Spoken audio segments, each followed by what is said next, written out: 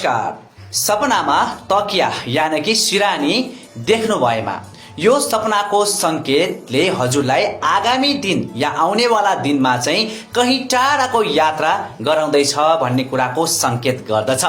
र यदि सपनामा हजुरले आफू सुतिरहनु भएको तकियालाई चाहिँ त्यसलाई च्यात्दै हुनुहुन्छ वा त्यसलाई तोड्दै हुनुहुन्छ, त्यसको भित्रको भुवा निकाल्दै हुनुहुन्छ, त्यसको कपास निकाल्दै हुनुहुन्छ र भएको सिरानीको खोललाई च्यात्दै हुनुहुन्छ भने यो सपनाको संकेतले चाहिँ हजुरहरूको आउने दिनमा केही समयमा हजुरहरूको स्वास्थ्यमा चाहिँ एउटा नकारात्मक प्रभाव पर्दैछ र स्वास्थ्य बिग्रदैछ भन्ने कुराको संकेत गर्दछ।